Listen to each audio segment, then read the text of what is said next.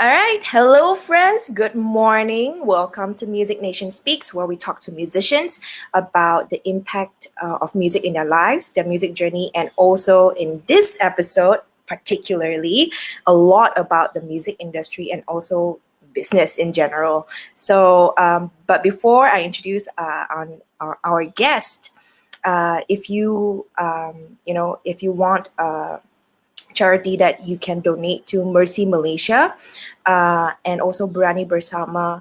They are having a COVID-19 pandemic fund that you could donate to help our frontliners and essential workers during these difficult times. So if you want to go to uh, Berani Malaysia's Facebook page, you can definitely check them out and see how and where you can donate your money to. All right, so without further ado, let's welcome David Chua. Hello. Hello. How are you, sir? Awesome. Yeah, I'm very, very good. Good morning. Good Just woke up morning. over there. Good evening. Yeah, Tell good me evening. where you are hanging out right now. I'm in my closet because it's the best place to have phone conversations and it's Right. very dry, so there's no reverb or anything. Yeah, this is where I have most of my phone calls.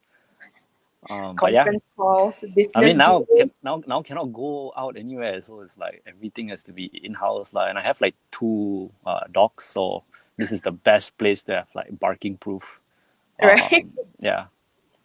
So, okay, before we get into your life and your music journey and things like that, how is it like so far well, here we call it MCO, but how is it like in LA? For those of you who don't know, David is currently in LA, and yeah, how is it like over there, and how has it affected your work? Um, Honestly, it's kind of interesting. Like I've never met so many business people, like A&Rs, publicists, and just business people in general online, because everybody is so free. So everybody goes on Instagram and do those IG live things where you can just like go in, like learn about the things that they talk about, usually in a building, but now Right. the whole world can hear. So Yeah. I never expect to like learn so much like in this period of time. And it's Right. like, Instagram is free for all. So you can just log in lah, and like, as long as you know who you're watching and what their name is, you will see Right. lah, so you learn from a friend, talking to their colleague. Yeah. And yeah, I've been so many Zoom calls, Zoom conferences. Usually I have to drive to these conferences, but Yeah. now it's just online, it's just a click away. You just got to know what to click. Right. So that's one side of it. Yeah. Food-wise, I've been eating a lot of Malaysian food, surprisingly, because there's this one crazy restaurant that's usually takes 1.5 hours away to drive all the way just to eat Malaysian food. Now their restaurant is no more, so they deliver. So they deliver once a week Everywhere. to everywhere, but once a week they deliver to my area. Ah. So I've been like alternating weeks lah, eating like nasi lemak lah. They serve, I think I have downstairs wonton hor. Then I think got pandan cake also they make, prawn mee also they make. I've never ate I've never ate so many Malaysian food in LA Where besides where this time. where Yeah. are you living and where are they at? So I'm in this place called Glendale. They are Yeah. in this place called Anaheim. So Okay.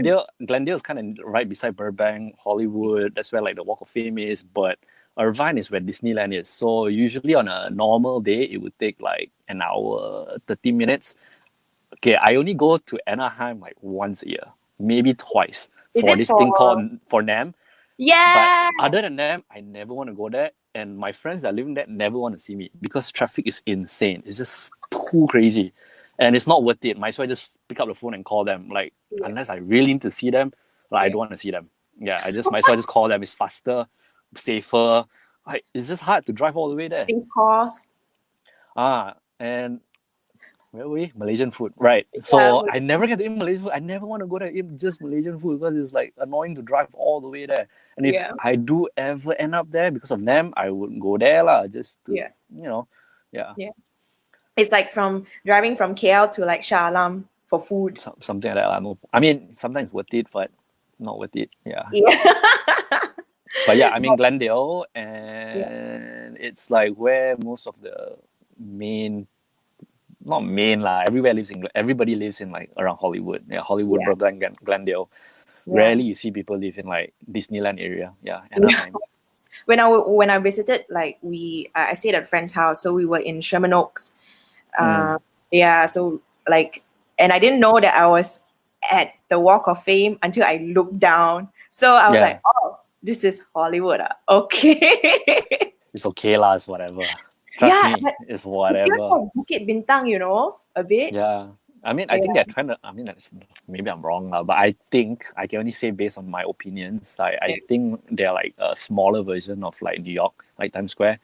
yeah, With all the lights, the flashiness, but it's just like one street. Times Square yeah, is like way bigger. yeah. So yeah, those of you who never been there, it's whatever. Don't you're not missing out a lot. Yeah. Like I've always compared, like uh, uh, LA is like KL is like a small portion of LA. It's like you have to drive everywhere. There's a lot of Mhm. highways, and then like there's plenty of food, things like that. So yeah, but so far, um, I mean, let's get right into it, lah. Huh? Like, I Mm. mean, how did you get started with with music in general? And also, I know you because you're my Icon senior and also my Berklee senior, but I've never got a chance to meet you until when? Until after I graduate, I think, I from probably Berklee. bump into you randomly somewhere out there. Yeah, Yeah, where? probably. Was it in America or was it in, like back in KL? I think back in KL. Probably one of those random no black tie nights or something like that lah. Or like one of those jam sessions or like Susie Wong's. Like, I was probably just there. Like, hey, nice to Yeah. meet you. And then go mama or something like that. I think Um, Suzy Wong, when Lee Home was touring, and you brought a yeah, musician around. March 16. I remember Georgi was there and Tony was there. That was my first time meeting you. Really?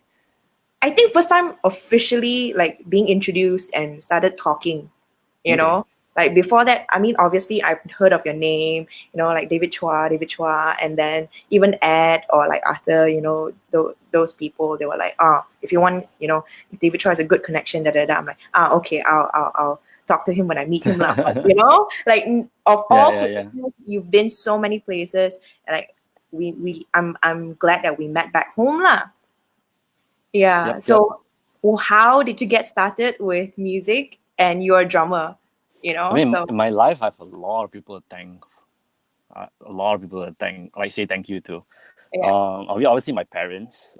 They are non-musicians, but my mom got me, I think a Casio keyboard when I was like young. So I did like classical piano.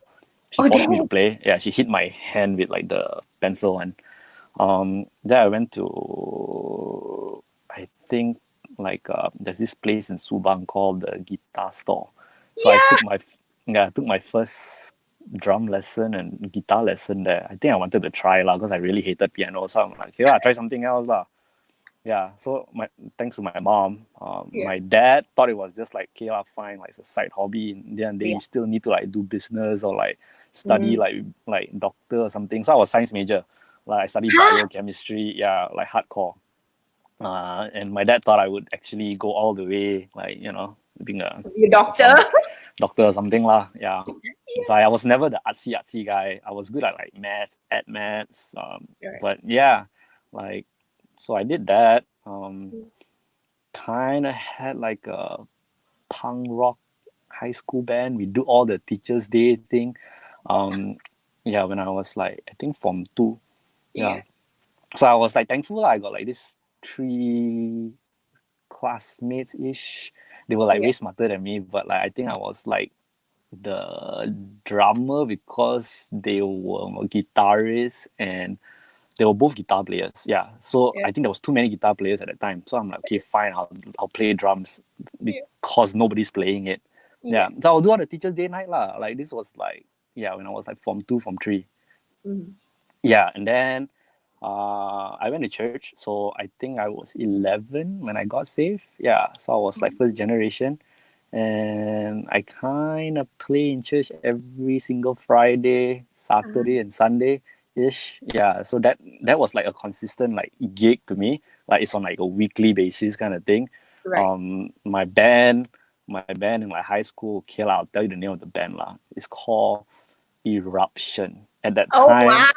I was like, what the heck is this band name? It's like the most interesting band name.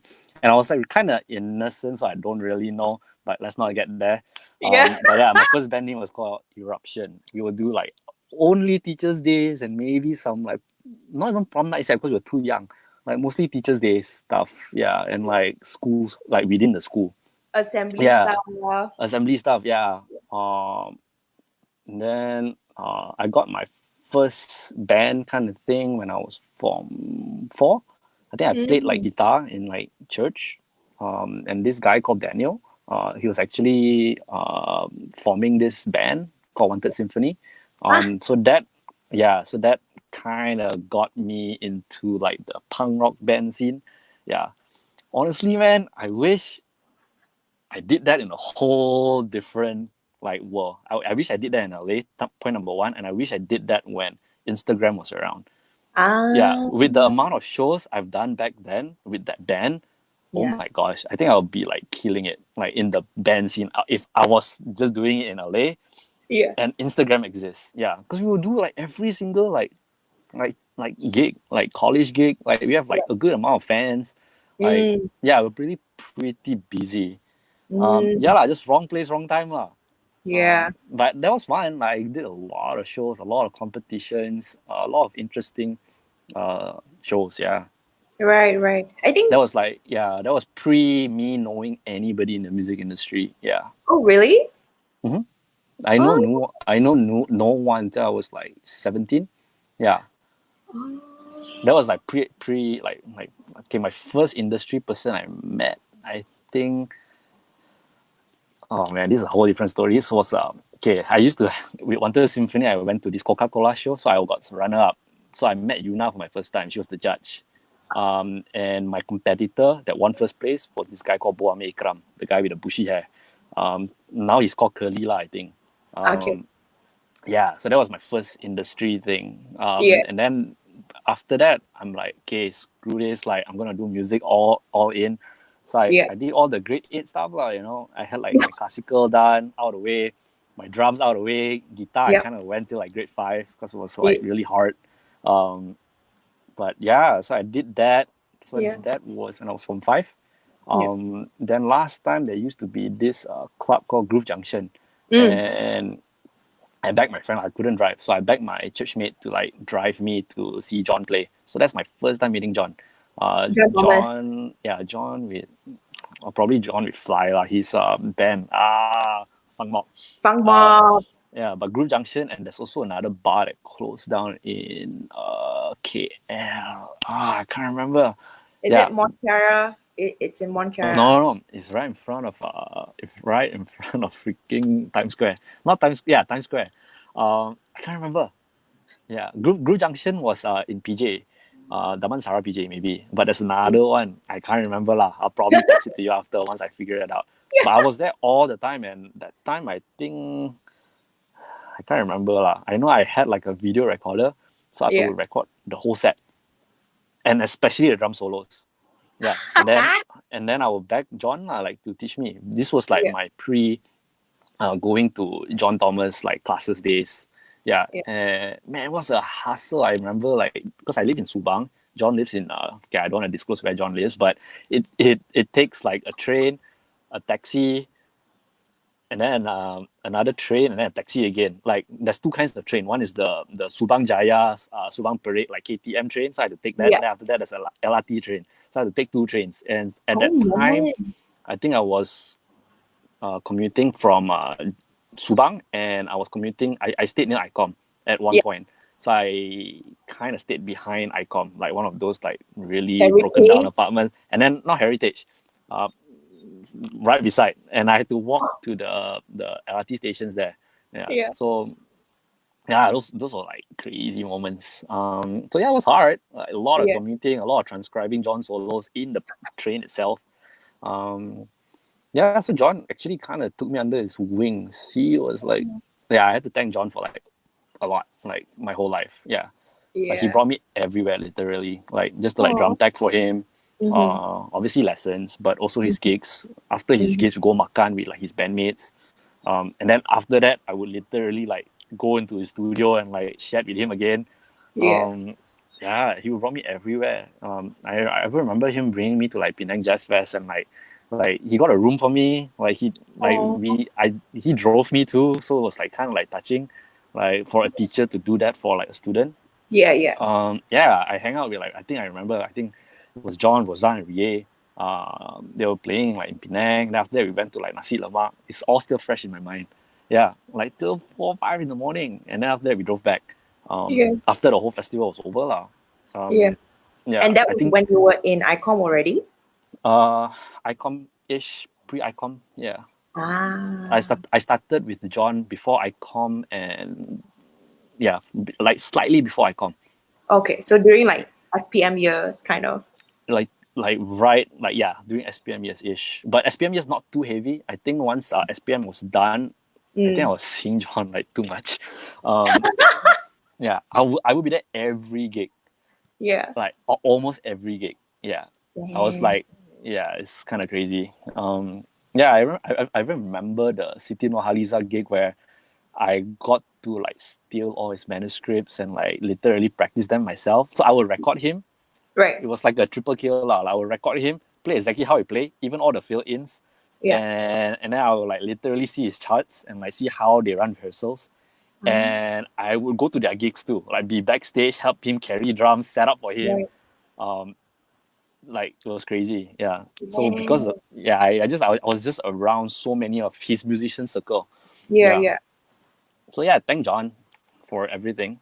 yeah. Within a And of year, course, I met the whole industry lah. Literally, I didn't need like right, like a musical family to kind of like get into the system. Yeah, know right, who are right, the who's and like who are the MDs. Yeah, right. And yeah, I was about to ask, like with that one, relationship, like how many connections you've made, and like the people always tell us, especially in Berkeley, like, make friends are important, but connections are mm. even more important, right? So like, especially in our kind of industry. So how did that, having all the abangs and kakaks, look after you and introduce you to even more people eventually? Like, how did that help you during your college years here, and like right before you went to Berkeley? More importantly, is what John did to me. I think impacted me the most. More than what he didn't expect too much in return. So it was Mm, just like willingly like hey, you want to do this? Like come lah, just yeah, like offering a helping hand to like this young kid that he don't really need to. yeah. Yeah, like he did a lot of things that he didn't need to for me. Maybe I was just seeing him too much and being annoying also lah. That one you have to ask him lah. But yeah, I was there like literally every time. Like all his sessions, I would just be that kid that's like right beside John for like a good solid 3 years. Yeah. Yeah. So I would met everybody through him lah. And yeah, like I mean obviously that's like one situation. Then there's also a lot of different situation. Yeah. He was the one that told me to like just go pursue Berklee, and like he gave me a lot of good advice too. Mm. I think I was doing like this crazy like hotel gig Uh-huh. where they paid me okay like that time. I came out like was this for this hotel called Millennium Hotel right beside Times Square. Okay. Um, yeah, and nice lah. Like my face come on the billboard because like the house there. I don't know why my face is up there right in front of the city of like the center of Times Square. But it's like a 6 days a week kind of gig. Yeah. And John, they told me, David, like, don't do it. You need to practice. You don't want to waste your time. I'm like, Yeah. my heart broke lah. So I'm like, okay, I will do my best to quit. So I quit lah. And then I just literally listened to John. Like, I didn't know why. But yeah, it Mm. was good money. But sometimes like you really need time. Time is money. Um, yeah, Right. so I literally listened to John. Like, keep practicing. Right, Um, right, right. yeah, and I would just Wow. do my best and practice hard, like and transcribe. Like I stole all of John's hard drive, like every single thing. Because last time, like there's no, I mean, it's not like there's no lah. Technology is pretty bad, so Right. I think he also ripped off YouTube to a hard drive, and that hard drive, like he has stacks of hard drive. I just stole everything. Not Because stole sometimes everything it's just lah. a I asked hundred. him first. I mean, he asked me to steal it lah. Yeah. Um, and then just listen lah to what he's listening, because I mean I didn't grow up with a family that knows all kinds of music. Right. So I didn't know jazz, I didn't know R&B, I didn't know like what to listen to. So he kind Yeah. of pointed me in the right direction. Yeah, so that kind of helped a lot actually. Which books to Mm. buy? I mean, more like rip off. I didn't really. I mean, I buy a bit lah, but yeah, he gave me a lot of stuff. Yeah. Pointed me in the right direction. Which Mm. gigs to go to, even gigs that he's not performing. He was Right. like, David, you should do that. David, you should do that. David, you should do that. Right. Yeah. Right. And like I feel like knowing John, like he's we're gonna spend a little bit more time on this, and then I'll move on with your Well, life, right? half of the conversations about John, but really, he did impacted like a lot in my life on how I Right. look at things. Yeah. So like in general, I think to me what I'm hearing is that having uh, a role model slash teacher and slash a guide during the start of your career, I think that's very important because like after so many years you still remember, and it's the gesture um, that leaves the most impact on a person, to want to continue doing this, to want to even have the motivation to do the right things, right? Yeah, it takes two to tango lah. I also really, really wanted. Mm, So yeah, and somehow John was like just the perfect person to like kind of like be there for me at that right time. yeah, Because I think also if I went to a lot of other people that yeah. wasn't John, I don't think I'll get Mm, the same thing. Even though like I was that irritating kid that like go up to every single one of his gigs, because that might be a demotivating thing. Like you have the wrong right. mentors and they demotivate you, so Oh yeah. that would just burn your passion. Yeah, so it's like, I mean, obviously besides John, like there's a lot of other people too, and yeah, John was like, I think, a huge role model to me in my life. Yeah, earlier days in my life. Oh, um all right. So, what made you decide to say yes, Berkeley it is, and how was your experience in Berkeley? oh, man, a lot of rejections, a lot of rejections. I got Like rejected what? like, okay, I think my whole life, like, okay lah, just between Berkeley and like applying for my major and everything, I think I got Yeah. rejected like 5 times. I applied for Berkeley like 3 times. Huh? Yeah, MPNE 4 times. Nobody know. I applied 4 times. That means you have to go through the interview 4 times. Mm-hmm. Damn, son. Yeah, Whoa. just because a lot of different factors lah. Like I go to MPNE, I went inside MPNE not knowing a single thing. Ah, Like, you know what I mean? Like, so the questions they ask, like the way you speak about it, like right. it's hard lah. Oh, for those of you, for people who don't know, tell them what MPNE is. Music production and engineering. That one also freaking Roseanne like was the one that like David don't do performance, go MPNE, and I'm like buta, I go and listen lah. Right, right, Which was like I'm thankful for. right. But yeah, like how would you know what engineering is? Like coming from Subang Jaya, like I Yeah. mean, and I don't have any like musical relationships at all. Like I come from a zero music background, like literally zero. Yeah. Hmm. Like I Um, mean, I would say that our experiences are quite similar in how we got introduced to music. Like I didn't know anything about jazz, R&B, soul music, nothing at all. And then like all of a sudden into ICOM, it's like, oh, so you can do recording now. You have to transcribe. You have to play all these yeah. fancy chords and da da da. And then all of a sudden it's like a completely new world of music that's opened up to you, right? Mm-hmm. And sometimes it can feel very daunting as well. It's like, huh, what is music engineering? Like what? That kind of feeling. But what made you, like trust in, Roseanne's advice and like go into, I mean, obviously it did you a lot of good now. Like it's still doing you a lot Yeah. of good. Yeah. But, Huge. yeah, how, why? How? John, no? John introduced me to Roseanne, and Roseanne was the first person that picked me up in Boston. Oh, really? Yeah. Like he helped me buy my Wow. first like 617 number that you just called. I haven't changed that number, it was Roseanne. He really literally picked me up like from the airplane. Um Oh, yeah. So John told me like, Roseanne's in New York, and like I think at that time they were in Boston at that time. So I'm like, okay lah, you hit up Roseanne, I'm in town. yeah. Yeah, and then lo and behold, I think I still have that picture of them like kind of like with me. It's good memories. Yeah, they literally took me to AT&T. I got my first number. Damn. I think that same day I got my bank account. Like they walked with me throughout the whole. What street was that? Boston That Street. street lah, Boston Street lah, probably. Yeah. Yeah, and Oh man, that's a whole different story too. But this one is like when this new guy comes in like, after, because that time I was homeless because of a lot of different things. Yeah. Should we get into it? Okay lah, fast one lah. Fast one, So yes. I applied for a home that somehow got let go. I think it was like somewhere out there lah. I can't remember. I think Roxbury. I think I was doing online. And I think Roxbury? right when I landed into Boston, Yeah. I got an email saying, oh, someone else took your spot. So I'm like, oh shoot, which means I'm homeless lah, right? And yeah lah, homeless lah. And Oh then another friend no. of mine was I think he kind of was in this place called Northeastern. It's a school right behind Berklee. And I think I came for the September intake, the fall intake, and they weren't in there yet. So weren't in the dorms yet. So it was kind of occupied, but nobody came in yet lah. So I was like, okay lah, David, you can like stay there for 2 days first lah. So I'm like, yes, I got 2 days to find a home. So lo and behold, I came to Boston homeless, literally no home. Yeah lor, like that lor. Oh no. uh, So, but I mean, in general, how was your experience like in Boston? Like, what is your?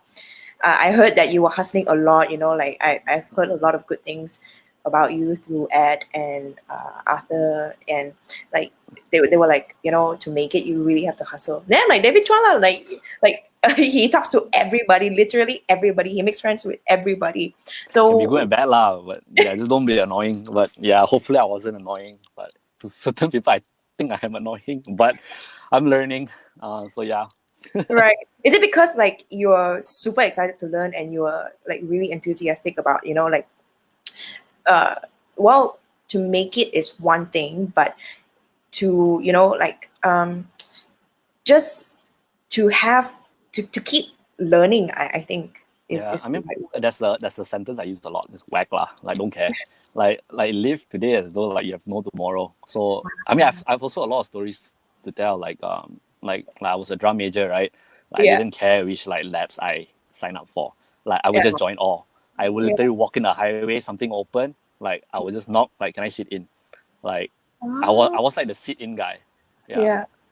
Yeah, and if that's the gig, like, can I drum tag? Or like, I mean, same like what I did to John, just whack lah, you know? And Right. obviously, certain things I cannot do. So, I mean, Right. it's fine, just get rejected lah, move on. Mm. Like, there's another opportunity tomorrow, you know? Or like later. No. So I would live in the drum rooms lah, literally. Knock to door. I screenshot every single like teacher, what you call that? The 1 hour teacher time where they have like Right. for any students to come in. Yeah, I will screenshot that and write down my notebook, my journal. And like let's say lah Monday, okay, like 6 p.m. like this teacher got like a slot open. I'll be the first in line lah. And labs, like anything, like I will just write down, just swap lah, Right. because I never know what might happen or what I might learn. And yeah, I mean, you know, might as well. Right. Yeah, might as well, right? Paid so much already, and you're halfway across the world. Why not take the chance, right? Yeah, but I was very unhealthy also. I never went back to Malaysia for 5 years in a row. So every time we had like a break, I would go to New York, and lo and behold, Roseanne was there. I would like crash at that place. But the same single thing, I would go to gig by gig. Like I would like stay up. Same thing like what happened in No Black Tie and Groove Junction. I would do the exact same thing in New York. Go to all these jam sessions, and like I was like a one guy Malaysian, no family all Malaysia. Whack lah. Like, you know, like nobody's gonna call me in the midnight, boy, are you at home? Usually in Malaysia, my mom will do that. But yeah, if I get lost in the train, nobody cares, right? So I have to figure it out. Right. Yeah, so I would do that lah, like every single time. Like I even like go to Times Square to see the New York like ball drop by myself. Not by myself. I think Roseanne didn't want to come because she's so sick and tired. It's like the most stupidest thing to do. Too many people. So I went with like a group of like I think 6 people, and we all end up lost. So I was like by myself in the end. Yeah, because I kind of want to like go into like the main street, so I sneak my way around. Yeah. Just to be on the main street to like be right there in the ball. Like usually that one is like the toughest street to get into. Yeah. So I did a lot of nonsense. But yeah, same attitude. Like just keep Just doing whack. it. Just whack, nothing to lose. Yeah. So, what was your biggest takeaway from Boston? From Boston. Like, you know, before you're fully independent, like you're being. I'm not sure about, you know, who funded your education, but I would assume that it's your parents. Yeah, definitely. yeah, so like, being still being a student, but at the same time trying to soak up everything, not just from school, but also real life, the industry. Like I really admire, like, like not going back home, but having the heart to not back home. But at the same time, it's for the greater good, because you're already there, so might as well do something, or just explore more of the culture and the knowledge that you can I mean, get, right? expensive also lah, go back home. So I'm like, Yeah, whatever lah, just like as I'm a student, so like, make full use of it, build relationships, kind of do more research. right. Because this is like my life, right? I have to think about it Yeah. sooner or later. Yeah. I mean, in Boston, you a lot lah, a lot. I mean, okay, from in relationship point, I think I used to, like, this is a story that if you're my generation, lah. So Subway, right? There used to be this like downstairs basement. Have you heard about this story? No. So I used Which to rent this room. Subway? Subway lah, Subway Boston, right beside the 1111 building. Ah, Uh, so I used to rent to people, and that's the best way to make relationships. Why? Because the whole Berklee rents from you. So I used to charge like 25 an hour, and usually people want 2 hours, so I got $50 lah, and damn. booked out. Like I didn't know, so I wanted to rent to like figure out what I can do with this room because somebody is renting it. And I'm like, okay lah, maybe I can practice, right? I'm like, Right. maybe I can like rent it out to people to like cover the rent. So I start doing that. Then after that, like I found out that was the Berklee rooms is like never ever available. So through word of mouth, everybody recommend lah, one another, bam, bam, bam, bam, bam. Can I rent your room like this date, this time, this date, this time? So that's the best way to build relationships.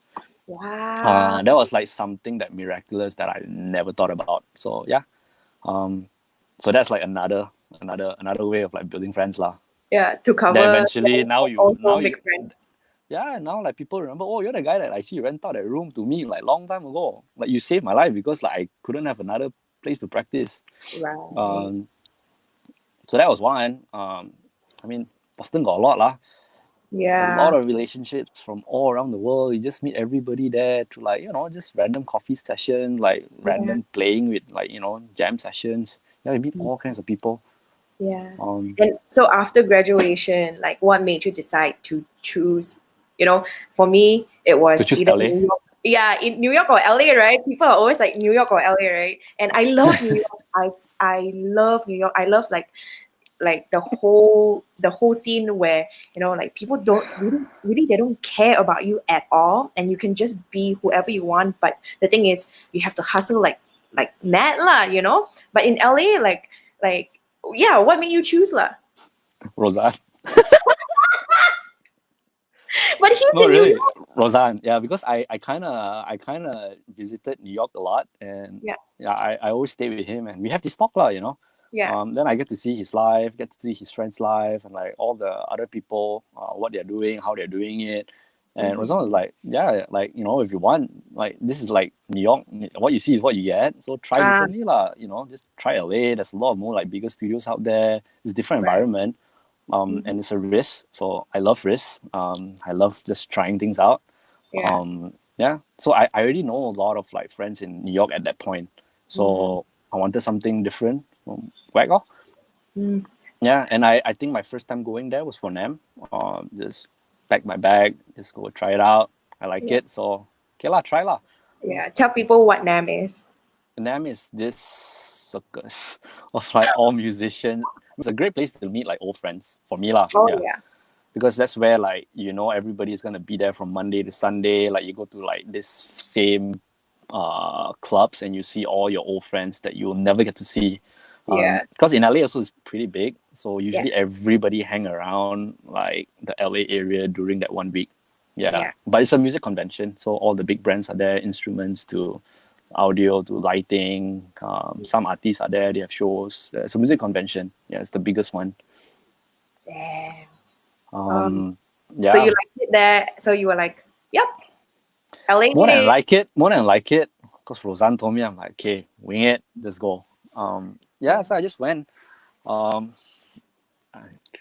another crazy story. I didn't know where to live because I had nobody to look up to, nobody to ask. Ah. Yeah, like most of the people I know, they moved to New York. But LA at that point, I have a handful lah, but also not close. Yeah. So it's hard for me to like reach out to them, say, hey, like, I need this, I need this, I need this. Can like, can you give me some advice? Yeah. So I have Yeah. to go in clean lah, and bam, straight went into Compton, like the craziest place to live. Rent is super cheap. Like, Wait, you lived in the Compton? yeah. I have fireworks every day and mariachi bands and like the best taco truck like right across my street. I'm like the only Chinese guy in like the chicken and waffle place called Roscoe's. I'm best friends with the owner, so I have it in my phone number. Yeah, I would be like the only Chinese dude there. Oh my god. Yeah, it was like a crazy 8 months. It was central because it's near Santa Monica and it's near Yeah. Hollywood. So it's good. I kind of moved in with like 5 of my friends that has like no clue what to do.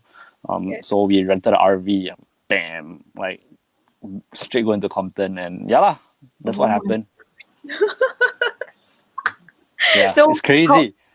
I know it's crazy. Which year did you move to LA? It's been a while, man. 2013 maybe. Yeah, end of 2013. Wow. Wait, then whoa. Because I only went to Berkeley when in 2015. 13 So or 14 lah, around there. Can't remember. I have to check my calendar again. Yeah, but it's been a while. memories. Yeah, it's been a while. Yeah. So what was the, leaving like I would say I don't know if it's the same for you, like Boston to me is like a place where I kind of grew up, like in a sense where I became an adult that um, that is able to make my own decisions, like go wherever I want to go, things like that, and everything you have to bear the consequences of your actions. Yeah, I definitely. think, right? So how was that like? But it's also a kind of home because that's where you become your own person, right? So how was it like, completely uprooting from Boston, like a place where you have become so familiar with, and moving to a new environment without a lot of connections, without any helping hand, and even though it's the same country, but I think the vibe and the environment is very very different.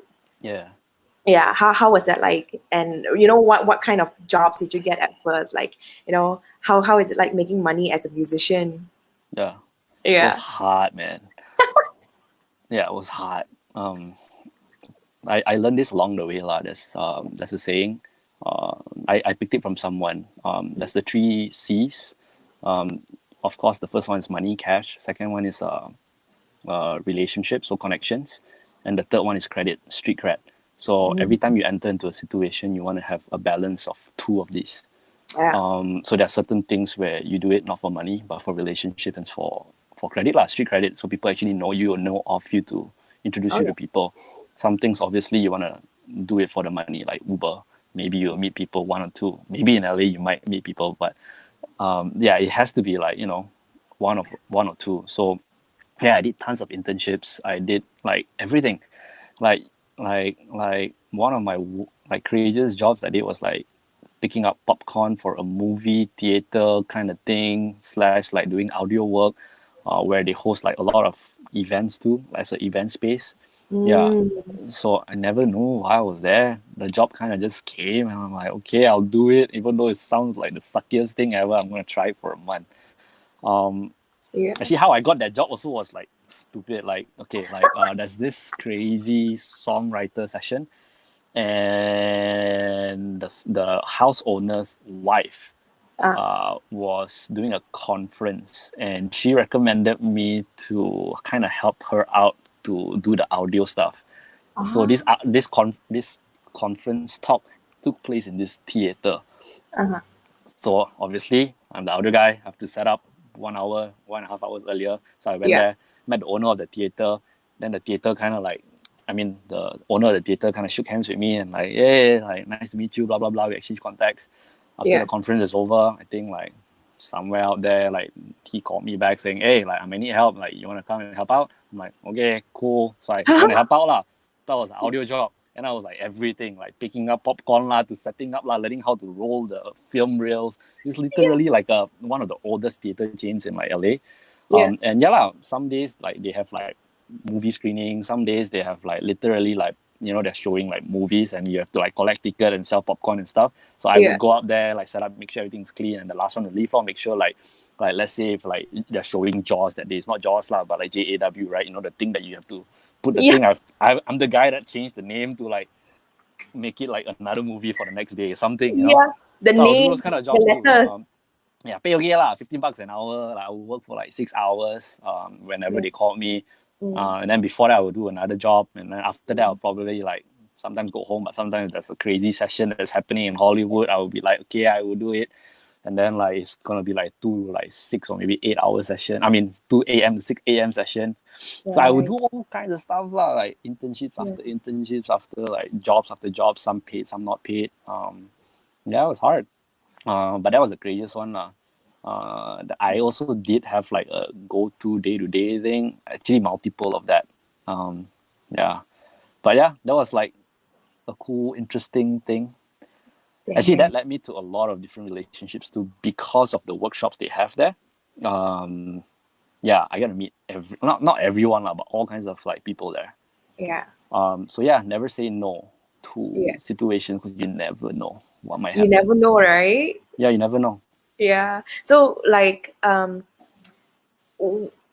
so many questions, because it's like you know, like we were taught like you gotta have your self-worth in a sense, like, you know, like know what your value is, but also at the same time try so many different things to know what you really want to do, and you know the balance between like saying yes to things and saying no. But at the same time, it's like you never know until you try it. So how was that like for you've made so many connections and relationships, right? So during that process, did you know what you want to do already? Like what kind of things you might want to venture into, and also, you know, what kind of people that you want to work with, because you have so many different kinds of experiences. Right. Actually, easy. There's never one way to get where you are. So obviously set goals. Then you kind of know, okay, what you want to achieve. And always go back to the 3 C's and try to figure out the best way to achieve them. And sometimes, like, if you want to make a lot of like music, like, you need people that buys those kind of stuff. So you kind of need to like go out of your way to find those relationships to reach where you want to be. And sometimes it's not about what you do, but who you know. You know, so you kind of need to know a lot of people for them to like know of you and what you do. I have one thing I want to say. What's your question again? How you know what you want to do and who you want to work with. Yeah. So set goals, number 1. Number 2, stalk people. Do research. Like know them inside out, who their father, mother, their friend, sister, brother, where they come from, their past jobs, their new jobs. And yeah, you know Instagram, right? The third button, who tag them, very important. Especially if you're going into a meeting, you're going to a seminar, you're going to like a business thing, or you're going to do deals with them. That's when you know when to turn down jobs or do it for no money, because you know the next relationship you're going to get out of that is going to pay you a lot. Or their community. That's how you get into communities. Knowing, like, stalking people. Like, you have to stalk people hardcore. Right. Yeah, so that you don't simply turn down relationships. You just never know what might happen. Yeah. Right. Do your research, basically. Stalk people lah. Do your research lah. Yeah, it's like, that's a better term lah. But yeah, doing your research is so important. Yeah. And yeah, that's how you actually get a lot of businesses, or like you get a lot of deals, get a lot of projects, get a lot of like hires. You got to figure out how to, you know, add into your self-worth or like your value. Yeah, so important. And so from there, like you know, after maybe 1 or 2 years hustling super hard in LA, like what was the project or that person that really led you to do the things that you are doing today? I mean, I have a Yeah. few, like people that I know that you're working with, but like what was the pivotal point in during your LA time? Honestly, there's never a situation. Yeah. Why? Is because I think everyone needs to grow. Like you can name me like the most like successful person you think that is successful, and that person is still not happy. Mm. I thought I was happy when I got accepted to Berklee. I thought I was happy when I actually graduated. But Right. to all those like people that are younger than us, obviously, wow, I get to go to Berklee, very like yao yang, like so nice. Yeah. But once you reach there, then you have to grow, lor. You have to like keep True. improving, ma. Correct? True. Like if you have $100 in your account, you need to have like 1,000. After one Yeah. thousand, you need to have like 100,000. After 100,000, not enough. You need 1,000,000. Yeah. Then after that, not enough also. You need to have like 100 million, or like you have to always keep growing. How Yeah. I know this? I just like look and also stalk people lah. Like list, like stalk and doing like research, interviews, just looking at how people kind of like get to where they are, who they are right now, and like how their journey lor, and learn from them, learn from their mistakes, learn from the things that they do wrong, what they do right, who helped them out, and being who they are right now, what they want to do next, Yeah. and why is what they do now not enough, and Right. how they trying to expand. And having those people as like not say a goal, but like a reference lah, so you can Yeah. always keep Reference point. improving. You always have to improve because there's Yeah. never one thing that will get you happiness, or like I don't believe in like, I mean, successful is one thing, but like you always need to keep growing. Yeah. Yeah. Yeah. I mean, happiness Don't is one. be don't be that's the C word. Don't be what's that word? Content. Ah. Mm. Yeah. Yeah, yeah, yeah. I guess then that's the difference between, being happy and being content. Because content is when you're already okay with everything and you think that you don't need to grow anymore. But happiness, you can always be happy but still strive for the next goal, right? No lah, then you'll be passionate lor. That's where passion comes from. Are you always like, oh shoot, like I'm excited every second of the day Yeah. doing something that I love. No difference about doing music and not doing music. Might True, as well do something else just for the money. Like, true, yeah, you can make money doing a lot of things, but people that have a lot of money not happy also. So you have to true. you have to find like those good connections lah. Like, doing Yeah, something you love, but like making a living, but at the same time you're happy and excited, yeah, and the people around you can see it. Sometimes it's not about you, it's about people around you. Yeah, they know true. it when you're like suffering. Yeah, Yeah. Hmm. yeah, yeah, yeah. So true. Oh my goodness. I'm resonating so much with I you have a right now. lot Okay. of a lot of stories lah. Never ending one. You're like dropping truth bombs, So I mean, it's good that you're recording this. Like, you can kind of transcribe it after and like ask me more questions. But yeah. right, right. And the thing is, like, me doing this is not like purely in the beginning. It's just me wanting to learn, and to have a chance Mm. to talk to people like you to learn more of your skills, your knowledge, and how it could apply to my life. But then I was also thinking, like, why not record this and Yeah. have a documentation for other people to watch and learn as well, right?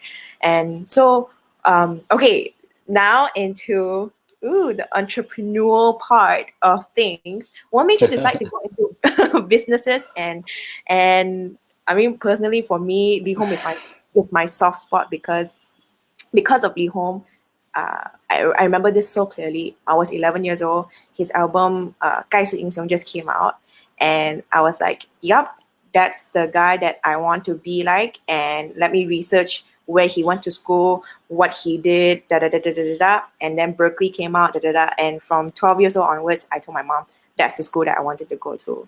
So like, and then to see an actual person that I know working with someone that changed my life so profoundly. Like, I think that's Yeah. really nice.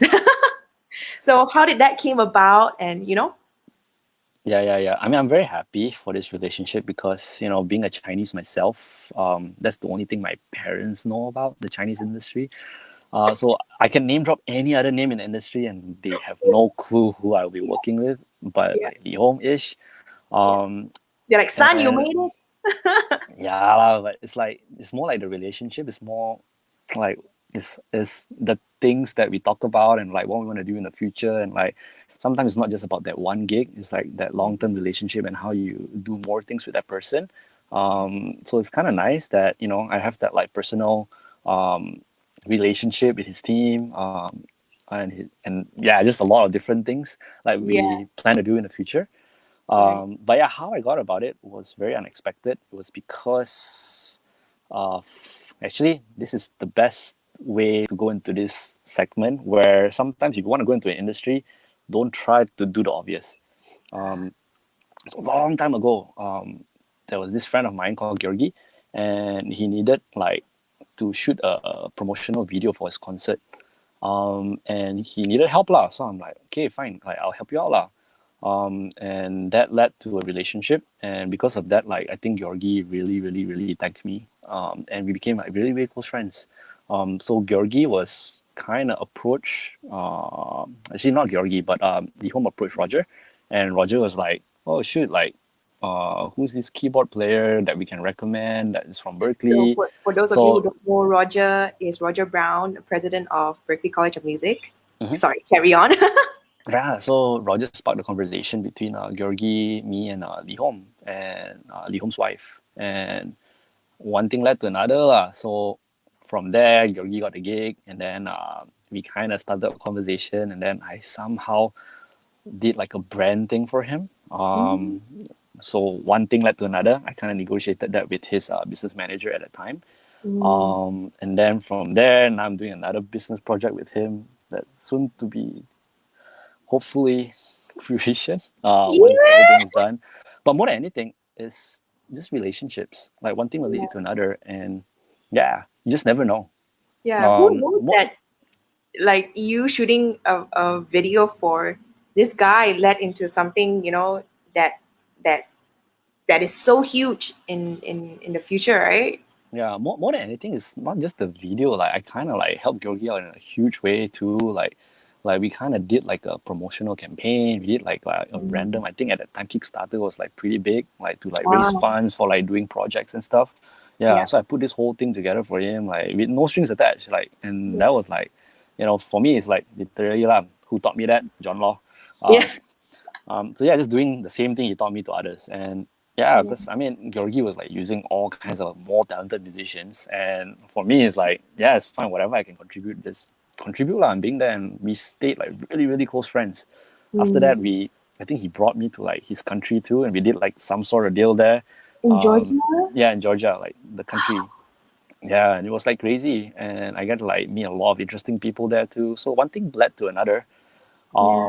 And then yeah, this whole Chinese thing came, and that was it my first Chinese thing? Oh no, my second Chinese thing was with another crazy guy, Jeremy Lin, NBA player. Yes, Also I another saw on random story. Instagram. Yeah, so those were like the two crazy Chinese situations, and I mean, China opened up to me, but through non-Chinese people. So I was kind of like, wow, it's interesting. Yeah. Right. So yeah, don't do that one thing that like directly leads you to like where you want to be. Oh yeah. Yeah, yeah, yeah. Find ways to like leverage your relationships, I guess. Hmm. And wow. Okay. So, and I've been stalking, like you Mm. told me to. So Yeah, it's good. It's good. Yeah, for the like questions. yeah, like people like Randy Jackson you met, and then Yeah. like you told me that also you produced a movie. Mhm. Like how? Like from a musician to movies. Like what was Okay. that? Uh, relationships. Okay. So how I got into that was Popcorn Story. So Popcorn Story, they had a conference of this thing called Metal, Metal. It's basically like a group of like businessmen that talk. So you have like film people industry, but like in the business sense. Then you have like investors, and yeah, all kinds of business people. I was their audio engineer. So I met all these relationships, and I think 3 years later, I kept in touch with some of them through like small projects here and there. And lo and behold, this guy named Zach Weinstein, he introduced me to a person called Don, and Don was looking for opportunities in the Asian region to find like investors. Mm. And that's also another thing how I got into the investor world. Um, but yeah, so I kind of broken the deal, and that got me a leverage to like produce my first movie through business, but within the entertainment space. Yeah. Oh So wow. Wow. yeah, from investor point. Okay, so I actually got my first investor through it's not esports, but it's like a esports gaming. It's called Digital Media Conference, something like that. I was Yeah. invited through another friend of mine who asked me to go there and just listen to the talks. Um, Mm. I think I was one of the few Asians guys that were there. There was like I think 150 of us, and they were like booth. And towards the end, there was this booth of a company called Pebble Cake, and the guy that was sitting there was like this old uncle Asian dude. And me being David, I'm like, okay lah, just go talk to him like, hey, nice to meet you. You're only other Asian in the room. And I was very friendly to him, and this uncle was like very happy that I talked to him, you know. And obviously I was shy also lah, shy and maybe a combination of shy, tired, over caffeinated, and like I'm like Adrenaline. I got no idea what I'm doing in this like esports meeting. Like somebody like drag me out, let's go for dinner or something, you know. So I'm like whatever lah. Like my friend's still inside there, so I'm like okay, fine, let's talk to this Yeah. uncle. A year later, he was one of my main investors, and he invested in my company. And from there, I got like a lot of different relationships and different projects. He brought in like a lot of investor friend relationships, and yeah lah. Damn. So I actually plugged in investor money into this movie, no. Mm. Wait, so okay, so in movie, does that have anything to do with Mako? Is it Mako Records? Yeah, Mako Entertainment. Mako Ah, is actually my Wi-Fi password. It's Malaysian Korean. Yeah, so I did it because I had to. right. That sparked from also another crazy story, like this whole radio game. Yeah, You should write a book, man. Like I this know. hour is not Eventually, enough. lah. Like, yeah, I need Like I like would a love few to, things. yeah, when this is all over, like we should really like set up a, like a workshop thing or like a, 3-day weekend retreat thing, just to, Wow. I would love to do that, like just to have like people, not just I mean, yeah, musicians. I think it'll be fun. It'll be fun and also very educational. And yeah, Yeah, you never know all kinds of questions people ask. And yeah, exactly, exactly. Okay, so anyways, back to, uh, um, oh man, I don't know, I don't even know what to ask anymore because you have so many crazy stories. so So, many but crazy stories. I Yeah. mean, then on a Oh, wait, general, wait. Let's okay. I'll try to wrap up the film thing before I go to the radio yeah, campaign yeah. stuff. So film stuff. So that's how I got like my first like film thing, and I'm like, dang, the film business is so interesting. So with like, if you bring in investors, how to like calculate that into like ROIs, and eventually like learn about okay in film there's like music supervisor, there's composers obviously in the music realm. Mhm. There's also like actors, there's also like directors, there's like a whole film crew and whole film team. There's a Mhm. distribution end, so people that actually take the final product, buy it out, and like do a split. It's like what distributors does in music, but on the film side, yeah, Yeah. on theatrical and also like on the digital realm, like iTunes, like streaming, Netflix, Hulu. So we kind of deal with like this company called Lionsgate. Lionsgate is like the Sony, Warner, and We like know Universal, but for Lionsgate. film. Yeah, so we kind of deal with Lionsgate to do like a buyout. So Yeah. whenever we just finish the film, they'll just pay us a fee and then like a bit of back end points, like royalties. So I get to learn the whole system, like literally learn about contracts, like best education ever.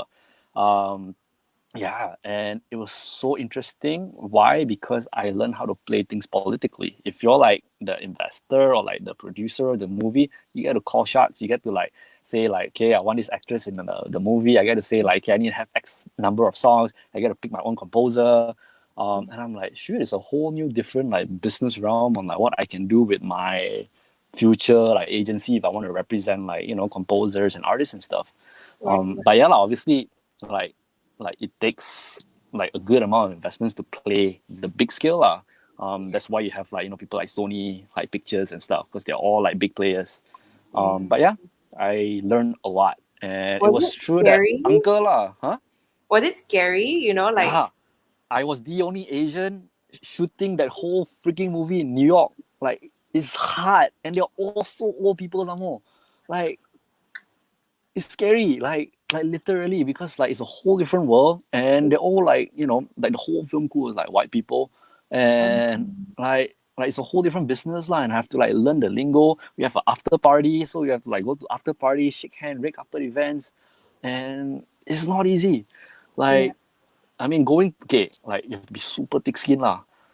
Like you like it or not, that's another thing. Like you really have to build that. Like the more you do these kind of things, the better you get at it. But yeah, it's hard, but you just have to keep doing it. Right. Just go to a bunch of events after events, and you'll know how to carry yourself in like meeting rooms, production rooms, Right. panels, all kinds of stuff lah. Yeah, Yeah. But thick skin, I like. have to be thick skin. Yeah, because have to. Otherwise, they'll eat you and drown you, and like, you know. Yeah, because I'm still pretty young compared to a lot of like the big players in the game, Yeah. and so there's hierarchy lah. You know, there's like you know Mm. the old people, 50 to 60s, like the you know, first is Americans, then after like the orang hitam, and then after that the there's this category, Yeah. Where we fit in. the wanita, Oh, and then really? yeah, wanita. Then after that, the wanita lain. So not the main like the orang putih, but like the lain. Then after that, then you have the budak Cina lah. Right. Or Damn, like this is real talk, man. no, then you have the Asians, and then you have the young ones that doesn't even exist. Why? Because too shy, or don't dare to go, or Yeah. don't even know where to start. So I'm like there. So it's very hard. Like usually in these situations, man, it's like I'm like one of the young ones that like dare to like sit on the same table and like go network and literally like cold, like just go in there like not knowing anything. Nice to meet you. My name is David. Yeah, and you have to like just carry yourself well lah. And obviously being a good listener helps. Like if you have no chance to do research on these people, who they are, obviously you have to learn how to like be a talker lah. So learn what they want to hear. It's never about yourself. Like throw yourself out the window. Just listen to what they want, where they want to go in terms of conversations. Then try to like direct your conversations towards that catch on topic. Yeah. And the main goal is not about that day. It's to just get their contact so you can follow up tomorrow. Yeah. So in and out. Yeah. The more you talk, sometimes it's like too much. You don't be too annoying. Yeah. Right. Damn. It's like communication 101. Communication 101. Yeah, but I learned this like by the more I do it, the better I get at it. And the more I'm like confident in what I am, who I do, how to engage in conversations. Yeah, how to close deals, pitch deals. Say again? Social skills are so important. Nobody taught us this, you know? Sometimes you can't learn it from books. You just gotta do it. Like, how do you teach confidence? You just gotta go out there and like talk lah. I mean, the more you like talk nonsense is good, but talking nonsense cold and letting people shoot you down, that's where you really learn. Yeah, because friend is all ego. Yeah. Like in the real world, no such thing. Yeah. In the real world, you go in cold and your ego is not. I mean, you need to have certain kind of ego, but like respectful confidence. You need to know how to carry yourself. Yeah. And you need to know when to say things and when not to say things. Respectful, lor. True. Because if you're like a small fish, the main goal is to be in that situation the longest time. Right. Yeah, because you're still small. You have to no survive. Grammys, you have no credits. Like street cred, lor. You're doing that for like building up street credit. Yeah. So eventually you're in the game for like 4 years, 8 years. Like, I mean, not so long lah. Like, you know, one event after event, or the same guy again, this guy know that, referrals. Like Malaysia is small, correct? So eventually you know people. Yeah. So in LA, same thing. Or like in the music industry, film industry, eventually you have the same key players and people know you or know of you through someone. And then you'll be like, oh shit, that guy, I met him at the other event and the other event's friend of a friend. And then it gets smaller lah. And usually if you're in this business long enough, the circle gets smaller and smaller lah. Right. It's like the same key people that's always there. Right. So it's a long-term game. You just gotta be super thick skin lah and do your research and like, just be there. Being present. Maybe dye your hair a bit funky color. Yeah, it's good to stand out, but in a good way. Yeah. Not obnoxiously, right? Mm-hmm. I mean, sometimes some people do that, but obviously it can be, there's a limit lah to what things you can do. Like saying mok lor. Know when to do things, when not to do things, because you want people to remember you and want to, you know, if you want people to invest in you, you have to make people love you, ma. Correct or not? Right. Yeah, lor. So true. Oh man. Okay, so I think one more topic that I have in mind that Mm. is very important that I think, like as musicians, sometimes I was telling you this before, like we have a one track mind, like, oh, I'm here, I'm in it for music. I just want to do music. I want to play music, write music, but we don't think about other opportunities like maybe getting different financial income to support your music, that kind of thing. So, how did you learn, or yeah, how did you learn, to balance financials and also passion? Um, Financials and passion. I mean, I always tell myself like time is money and money is time. So you have to learn how to manage your time, and invest in Mm, yourself. Sometimes it's not financial. Sometimes relationships. Invest in the people you talk to, how you spend your time, what you research, how you research, where you're looking at things, yeah, where you're spending your time at. Time is money. yeah, So a lot of times you don't make money now, but you might make money in the future. So how yeah, you get there and what's the fastest way to get there? These are all the factors lah. Learning from other people's mistakes, doing research, stalking people, and learning about the industry and what's the fastest way to learn about the industry without your own expense. So learning from people's mistakes, lor. Yeah. And I mean nowadays like Google is everything. You can kind of like if you type the right thing, you can know where you wanna go and what you wanna or who you wanna meet or like who you yeah, wanna learn from. yeah, Yeah, yeah. knowledge is everywhere. You just gotta know what to type, Right, and where to find it, right? where to find it, and a lot of times knowledge is free. What you do with Right. it, that's on you lah. You know. Yeah, yeah. And I Um. think, yeah. Sorry. Go on. Uh. Yeah. And yeah, I mean, I think I said this like the first 5 minutes, like how I'm using this whole COVID thing. Like, I've never met so many people these past 3 weeks. Why? Because everybody is bored. Everybody like nothing to do, and everybody's online. Yeah. And the smart ones will. I mean, obviously, I'm in LA time zone, so most of these things are happening during LA time zone. Mm, Which, if you're half across the other side of the world, like you're probably asleep. yeah. But yeah, like there's so many Zoom calls, so many meetings. Literally A&Rs, like managers, like people working all big labels are having conversations with one of them that is just free for all. You can just key in a Mm, link, key in a Zoom link, bam, you're there, and you're soaking up all this education, which usually you need to do an internship, kind of like know, okay, I'm gonna do an intern with like Capital Records or Universal, right? Then from there you learn like, oh, okay, you climb the ladder. Oh, who are these people working in the system? yeah. Now I know their names, so who I can reach out to, for this. Now Yeah. everything is online. Yeah. Yeah. And yeah, with Instagram you can reach out to anybody if you know how to pitch. That's Yeah. why pitching means learning what they want to hear, lor. If you're Mm, sending things like everybody is sending it, then you're doing it the wrong way, lah. So mm, always know what people want. Yeah. yeah. Then you will get to where you want to be in that conversation faster. Right. Mhm. Damn. Oh, okay. I mean, I Well, learned this from so many people. Like I've been like literally doing a lot of research. Like there's yeah. so many people you can learn from. Yeah. Especially the old ones in the industry, full of knowledge. Just listen. It's all online. Like the talks, the conferences, the podcasts. The OO.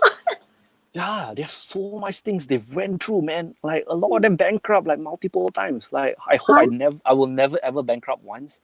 But man, a lot of them they're like kaput like so many times. And still they are who they are today. You only hear the nice polished story on Instagram. You never hear Yeah. what went down behind the scenes, what hustles they go through. Yeah, it's crazy. Oh my gosh. But then, okay. Oh, what is the craziest story that you've heard? I've heard Yeah. um And what did you learn from it? there's so many lah. Yeah, so many. There's never one way to succeed in life. Yeah. Yeah, I mean, I look up to Scooter a lot, like Scooter Braun, um, and yeah, from how he signed Asher Roth before signing Justin, and how he almost Ah. lost everything, and how Jermaine Dupri fired him from So Def label. Scooter was actually kind of like climbing up the ladder and like doing intern, and then after that being an assistant, and So Def's like like CEO Jermaine Dupri's wife hated Scooter, so she boycotted him, and like Jermaine Dupri let him go, and he was so broke. I mean, broken, like because they were like having a really really good relationship. This story is like everywhere lah, and yeah, if you pull up online like Scooter and like Jermaine Dupri, you can probably search something out. Like yeah, I'm Yeah. just like sharing the story, and yeah, he actually left, and because he left, he started his own project. So it's like, Right. okay, screw this, like I'm gonna sign my own artist. Yeah. Yeah, so he signed Asher Roth first, and then eventually Justin, and he flew down like both of them to live in two different houses with his own money, his own investments that he made from like his careers in Atlanta, and I think he was like throwing parties also to like make money. So he put all his investments into like those two artists, and Yeah. almost went to zero. Yeah. And then Wow. lo and behold, like one thing led to another. Obviously, he cut a deal with like Usher, pull some strings to Usher, give him like equity in terms of like like back end, so that Usher would like introduce Scooter to all these big agencies. And yeah, it took him a few years before like he started his own thing. I mean, his where you hear him like what he is today. Yeah. Yeah. Yeah, you hear the success stories of like all this climbing up the ladder. I mean, everybody goes through it. Yeah. You just don't hear it. Yeah, Right. unless Right. you Right. really do your research and stalk this person like inside out. Mm-hmm. So true. Yeah, Ah. but So. everybody, I feel like anybody you pick on in the industry has some sort of stories like this. Mm, mm, wow. Mm-hmm. Yeah. Okay. Well. Oh. Okay. Is it okay if I ask you like a Yeah, yeah, yeah, personal thing? of Like, course. like you traveling so much, and of course you're married, Mm-hmm. right? Yeah. So how is it like Yeah. balancing, um, a relationship and also doing all the things that you're doing? Uh, don't expect too much, lor. Just do it one day at a time. Don't try to compare your life to like some other couple's life, like Mm. because you're two different human beings trying to live Yeah. together, trying to do like this career that like Yeah. it's just so crazy. So you just Yeah. have to And your like wife is an artist also. yeah, she is. Yeah. Yeah, and like I mean, it's more like she's like the best artist I could manage lah. Cause like that one's a whole different story lah. Like Tell she actually tell. did. Yeah, she actually didn't want to be an artist. She was working for Hector Pereira, like a composer at one point, and she discovered the film industry was really like dark and really like political to climb.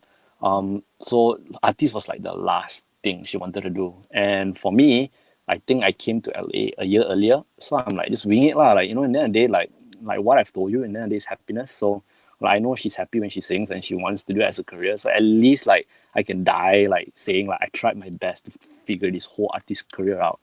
Yeah. So I put out my resources lah, like with all the internship people I know, the managers, and yeah. So I just literally thought I could be creative. So I marketed her as like artist without like ethnicity, and I sold her to like a black manager that got me my first radio cut, and then we got on tour with him.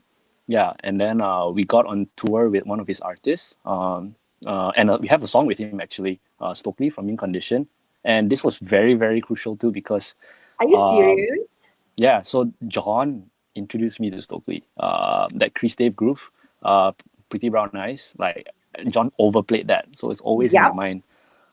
And yeah, so that was kind of cool. Like I got to go on tour with Stokely, have a song with him, know him personally.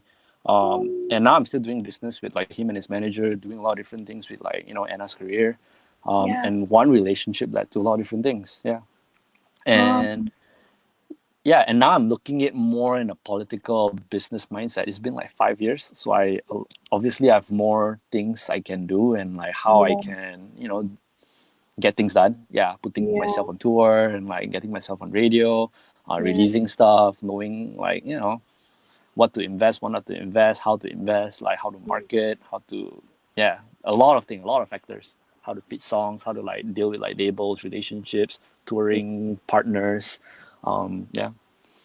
Oh. So yeah, it started because of like she hated like doing what she want to do for money. Yeah, Yeah. she thought like artist is like just so hard, and yeah, so she Mhm. tried everything else. Yeah, and because she really hated it, I'm like, okay, let's just give it a shot. So while she was still doing that, I like kind of like pick it up as a side project first, and one thing Mm, led to another lah. Yeah. yeah. Um, So when is she performing here in Malaysia? Depends, because it's like you wanna do things smart. You wanna pick like where the audiences are first. So True. eventually, if I build an audience for her in Malaysia, then yeah, I Mm, would do that. Which is like a whole touring mindset with agencies thing that yeah, I've learned. Um, yeah, we'll see. It depends. If she has a lot of Malaysian fans, then maybe. yeah, Yeah, or if my businesses are around Malaysia, then maybe I'll slot her in or something like. It has to make sense. Yeah, yeah. Oh, this is so cool. yeah. And Touring is like a whole conversation. Yeah, it's very right, interesting. one thing from touring then, like what is the hardest, what is the most challenging thing from organizing a tour, and also what is the most fruitful thing from a tour? How to play politics and know how to make money with agencies. I think touring has opened up a whole crazy thing on how Like I what? deal with the big players in the industry. Yeah, Ah, because touring is the main thing on how labels make money, like yeah, ticket sales. Yeah, and a lot of this streaming thing, it goes back to touring. yeah, And a lot of these artists, even though they're like big, they can't like sell out like 100 cap room or like a 200 cap room. So you have to always know where their audience comes from, right, and learning about how people get on tour and the process of targeting fans is like a whole different like thing lah. Yeah, yeah, and the conversations I have between like all the big agencies is very interesting. Like all the contracts that I've read, yeah, and how we work with agencies. yeah, Yeah, it's different. So in the music industry, there's like the agency, that's like the record label, that's like the management. Then obviously there's the songwriters. What else?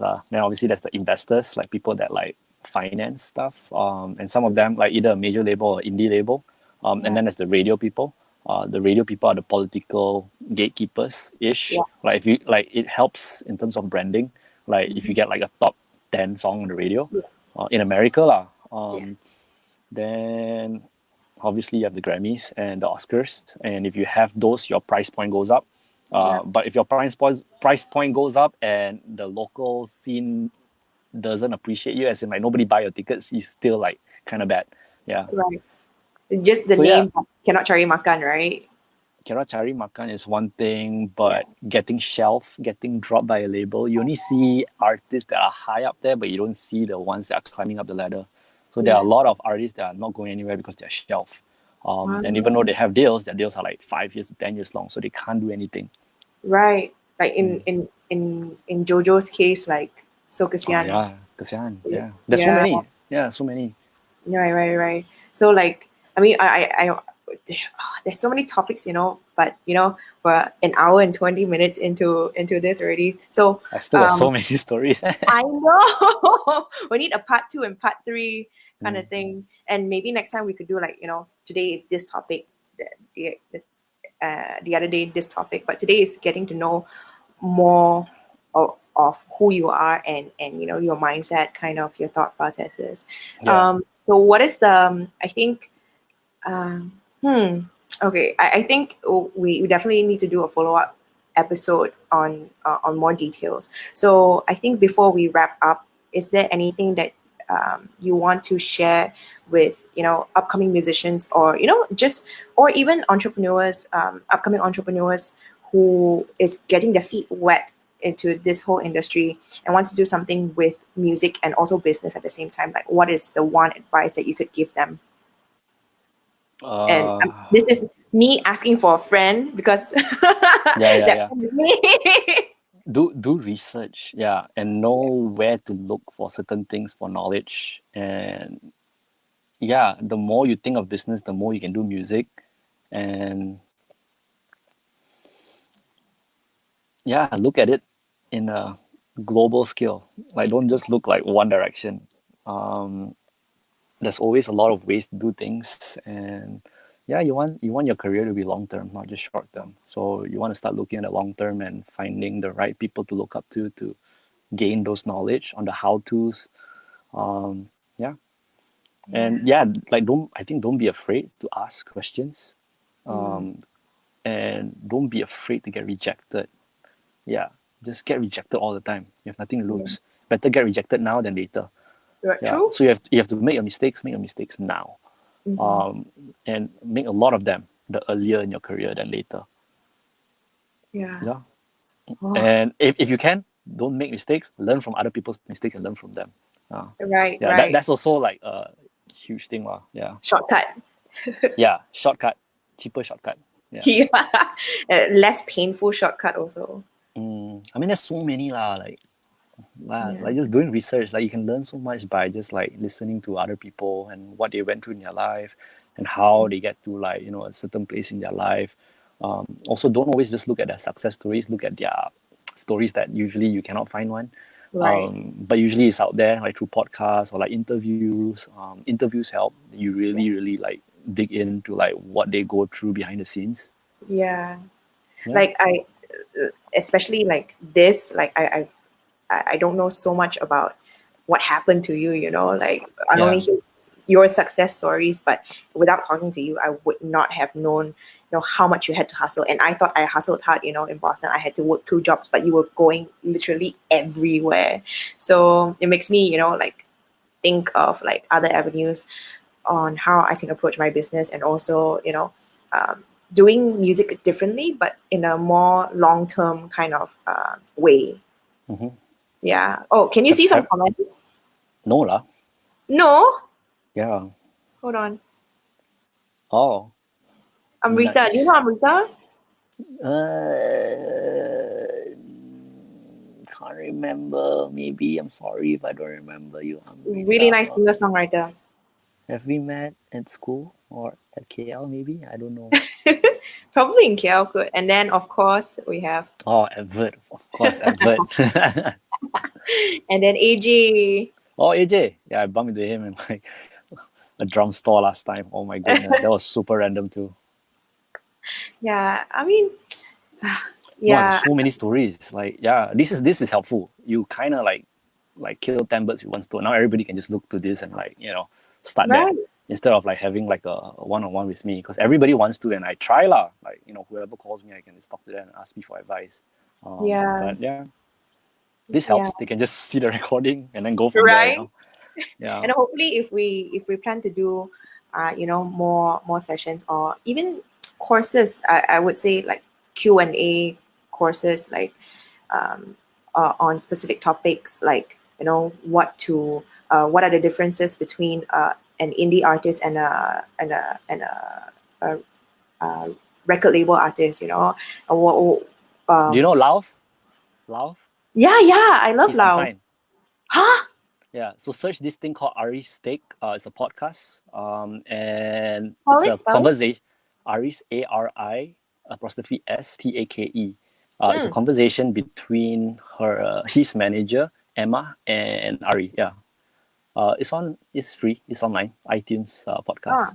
Ari's Yeah, take. Okay. yeah, yeah. He's unsigned, and it kind of talks about a bit of the differences between an indie artist and. I mean, he's indie lah, but he's like has a Yeah. song with BTS and stuff, and like you know, I Exactly. I guess the rules and regulations, and how much money is being invested, and how much say does the artist has. I mean, look at the music industry as like a real estate kind of thing, like what you put in is what you get, and like what are the deals, and like how much you can spend on certain things. Yeah. It's the same thing. It's all business, and yeah, usually indie artists like the artist get to do whatever he wants without like a constraint, or should I have to like get this ROI by like this date. Right. Major label, obviously they're gonna have like more people to have a say in your career, good and bad Yeah. lah. Yeah, but doesn't like in today's time, I don't think it matters. I mean, it does matters, but when you want to do it, you want to do it at the right time, because I know so many major label artists that are like doo-doo also, like doo-doo Yeah. as in like chaplap, like all shelf. Yeah. And one Um, thing that I see, and also like we're getting into it, right? Like, uh, uh, only in Malaysia. I'm in Malaysia, so I see it here. Like Sony or Universal, they've been signing young artists, and they've been for maybe like not even 5 to 10 years, like 2 years, just to try things out. And those 2 years, yeah, they are like maybe like 17, 18 years old. They put out singles, they package them, they manage them, they market them, but in not, I feel in not um, in a fair or aggressive manner enough to really um, to really um, for me, my take and my opinion is, sign and let's see what happens. It's not like I really see your potential, I really see your talent. Let me put everything that, or let me put 50% or even 70% of the resources that I have in you to really make sure you succeed. That kind of thing. So that's what I see here in Malaysia nowadays. I mean, have to be very smart lah. Like, but honestly, if I was in Malaysia, I would Yeah. do something really like crazy out of Malaysia, so that like that nobody has ever done. So straight away, like you'll be like on the front newspaper of Malaysia. Like what? Like for example, okay, like perfect story. I came back to KL, right? I met. No, I didn't meet. Okay, I work with Can you Diane, tell right? me? Diane Trisha, and Oh, Dayang, and Dayang. yeah, crazy story. I don't know her from Malaysia, so I actually had like a random trip to Indonesia, and Wow. I met an artist and an artist manager, Cecile and Kelvin Jeremy, through a random business relationship. And this Indonesian introduced me to Diane, and like cool lah. Like Diane came to LA and like, oh, like Cecile asked me to like meet up with you. I'm like, okay lah, great, let's hang. So that's how I met Diane. Like it wasn't through Malaysians, it was through an Oh, Indonesian. And wow. then because of that thing, I came back to KL and I'm like listening to like the radio, and the song "We Write the Stars" is like huge. It's like keep playing. I think I listen to it every time, like on the way to like makan with my family or something like that. I'm like, hey, okay, interesting. So I thought about doing something with Sam or with Diane, just for the fun of it, because I know that song is like pretty hot in Malaysia.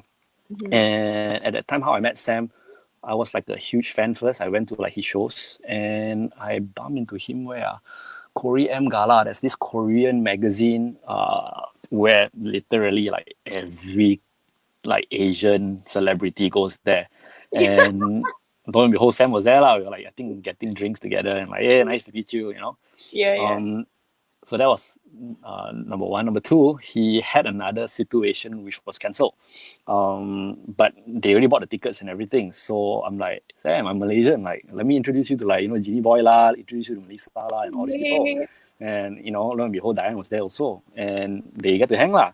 Uh, And was that before that event or after? I think that was after. Yeah. So before that, I think Sam wanted to promote his show in KL. He was doing this like festival with another promoter that got Sam Sui, cancelled. right? Yeah, you can pull it up lah. It's with I think DJ Fish or something. Like I was back then and I heard about it. Yeah. So I'm like, brilliant idea. Why not I leverage helping to promote Sam's show by introducing him to a Malaysian artist? Because before this, I don't think he's done anything with a Malaysian artist. Ah, And lo and behold, Diane pop up in my life. I'm like, ding, ding, ding, ding, ding. So I'm here like, you okay, go. between the artist, between the song that I think is a good cover, or more like good, I hear on the radio all the time, and something to help Sam, like Yeah, introduce him to Malaysian audience and like a real Malaysian artist that's from Malaysia lah. yeah, So yeah, Diane came here. I'm like, cool lah. Put her in the same room, record, done. yeah. And came out everywhere, like viral. So that could be actually any artist lah, Malaysian artist. But Yeah. obviously, like a few Right place, factors. right time. But a few factors. If it was anyone smaller than Sam, I mean not smaller than Sam, I need to think about both sides also. It has to be Ah, beneficial for both. Like if it's not like if the deal is like cool. one sided, then it's like it doesn't make sense. Yeah. Right, right. So it has to be like fair lah. Yeah. So Mm. that led to like Diane opening up for Sam for like this whole like eight country tour, Yeah. and to the labels in Malaysia, like I mean, Kenny reached out to me, like Brian reached out to me also and say, hey, like you want to sign her, but obviously Diane didn't want to, Why and not? we there's a lot of reasons lah, but I shouldn't say here lah. But yeah, it was because of that, like Wait, which Brian? from Warner. Okay. Mm. Different Brian, sorry. Okay. Yeah. So one thing led to another, and yeah, we went on tour. It was great. Now they're like pumping out covers like left, right, center, Yeah, and yeah. it's adding value to one another. I think that's the takeaway lah. It has to make Right, sense, but right. also doing something out of Malaysia sparks that. So, like, you have to always think about that. Like, if you want to be big in Malaysia, do something out of Malaysia to be big in Malaysia. Definitely. Yeah. Then you have the X factor lah. Trying to figure out the X factor makes sense. Another thing is how I sold my wife now. But before that, like just an You make artist. it sound so bad. No, like no, as in like selling her, as in like usually when we want to pitch, we have this like thing Right. called one sheet. Yeah. So like, and I don't put a face. I literally mask her. Like, so I didn't tell her lah. Like, I didn't tell people, like whether it's Wow. like managers, like tour promoters, and like yeah, that she was just I mean, she's just an artist lah. Like, listen to it Right. if you like Right. it, cool. And for our whole first year, like people like didn't know like she was Asian, because that can be a good thing, but it can be a bad thing also if you True. do True. it too early. So no one cares you're Malaysian, what? Just wing it lah. Like, why you brand yourself as a Malaysian? Nobody needs to, what? And if you wake up like 4 in the morning, you can probably hop on the same panels that I'm hopping on, and probably reach out to these like managers out here also yourself. Right. So with today's like internet, like you can reach out to anybody. You just gotta key in the right words and like figure it out, and then like pitch out. And True. one thing will lead to another. So And true. there's a Singapore conference also, all music, I think something. All music something. It's in Mhm. Singapore. It's the same thing. All these jokers fly down to Singapore to like have a conference there. Oh, So that's for those true. people in Singapore and Malaysia, just drive to Singapore lah, or fly lah, Right. with AirAsia or something. It's so cheap. And you Right. get to meet all these people in person also. And Mm. that's the exact same thing I do out here, and how I first my first like radio campaign. Like this manager I literally met because of an internship. I was working for free. Yeah. And I got my first radio cut there. I got my first song with like Stokely there. And I got my first song with Music Soul Child, also from this relationship, working for free. So if you literally look at it from like a 5-year goal, was it worth it? Yeah. Would I So have worth done it it. differently? No. Like, something I have to reach Yeah. certain things. So there's no right or wrong way. Yeah. But it's So just, do lor. do is one thing, like do your research. Yeah. Ah. Knowing how long to stay in a situation so that it doesn't waste your time and you don't Right. waste their time, and don't limit yourself lah. Just make sure you're doing a lot of different things to build that circumference of relationship. You need to know a lot of people. Yeah. And Yeah. sometimes that helps. That's your leverage lor. True. More True. than True. more than finance, more than where you are. Yeah. Yeah. Like knowing people and building relationships. Right. And one of the greatest things that this podcast has given me is getting to know people like you, and kind of building, connections in a way that I know your story, and I know, we get to have a conversation and share a bit of ideas. I think, um, I really want this to work lah. Yeah, in a sense where it can be a community thing, and it can connect different people to different people. Mhm. Yeah. Oh, I So got one more story. tell. Okay, so I went to church, right? Mosaic in LA, and I played drums with this guitar player, Lucas Steffel, and I think at one point I wanted to do something with like guitar player Mateus, and I found out that Lucas was friends and they grew up together. Way later, I didn't know. I Yeah. mean, obviously in the church you have like 8, 9, 10 guitar players, right? But Right. who knew, right? Yeah. And so me doing a tour with Matthias was actually birthed because of me going to church, and like I served with this Seeing guitar something player good. that grew up in Brazil, and they had the same manager. So he connected me to the manager, and then that's how that whole thing happened. Oh Yeah. man. So it was like kind of like friendship. He went to MI, he didn't go to Berklee. Yeah. But regardless, it doesn't matter. It's kind of like Right. right place, right time, and yeah. If it's not like direct relationship, it's usually through a friend Right. recommending another friend. Yeah. Mm. Wow. Okay. Well, I think Sky is the we limit. yeah, the sky is the limit, and I haven't even dropped Jacob Collier's thing yet. How I actually get to do something with him. This is tell like now. stupid. What are Okay. you waiting for? This story is crazy. Okay. Okay. You all watch Parasite, right? The Yes, crazy like it's movie so that won an good. Oscar. So good. That old lady that came out, I freaking karaoke with her, man. Not knowing she was the daughter of CJ. So what happened was I was working for this Hmm. artist in LA, and we did like the special showcase. Lo and behold, I didn't know lah like what happened, and like it was in a house. Yeah. And like okay, usually it's like okay, I'm like the Chinese dude, right? When I go to a house, there shouldn't be any kimchi's around, but there's a kimchi like whole kimchi lane there. Then I saw like a karaoke machine. I'm like karaoke, like oh no, Korean karaoke machine. So I'm like, man, this is weird. Okay, and then after that we have like I think 5 tables, like super grand, very like nice house. And yeah, lo and behold, like I think time clocks 8 p.m. Right in front. first person I saw, Quincy Jones. I'm like, dang, like what kind of party am I in? And then after that, I kind of realized, did some homework, kind of talk. I think there was literally like 30 of us in that house. It was like a very small, exclusive party. Yeah. Korean And yeah, karaoke party. Korean karaoke. I'm not kidding you. It's literally a Korean karaoke party. And I met Mickey for the first time, and like Yeah. that, I met her assistant, Doi. I actually bumped into him in Korea again. Then I went to like a lot of different like K-cons, and like they have this like fancy booth, and like I saw her and Quincy again, and therefore I met Adam. Adam was Quincy Jones Productions like main manager. Oh wow. And then Quincy had this crazy like museum thing where Corey Henry was performing, Jacob was performing. It was in LA lah, and I met Adam again. So I think at that point, there was a buyer as in like there's this festival called Jay-Z Fest that wanted to bring down Jacob and Corey. Right. But I already had conversations with Corey, and I didn't know it was like the same manager, or more like the same booking agent. Okay. Booking agent. So the booking agent, his name is Noah Simon, introduced me to Adam and who's this other guy? One more guy, I forgot his name, but it was two people. So we got a conversation started. Corey couldn't do it, so like Jacob could do it.